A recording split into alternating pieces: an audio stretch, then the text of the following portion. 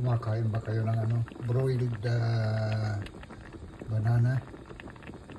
Ito, nagpapaano ng banana. Parang pangpataas konti ng natin, potassium. Medyo mababa daw yung potassium natin. So, kailangan na yung ganito rin. Hindi puro sariwa yung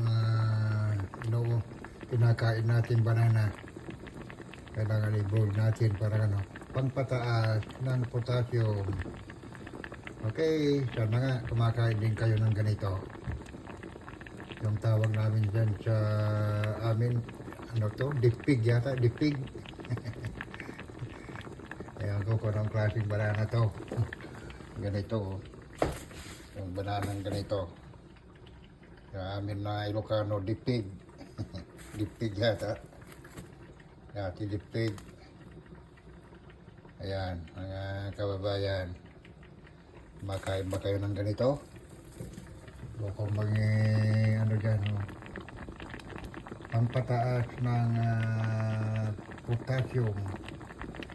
Medyo mababa daw yung potassium natin. So ito, magano tayo. Okay, mga kababayan. Friday morning, TGIF sa lahat. Bye-bye, you!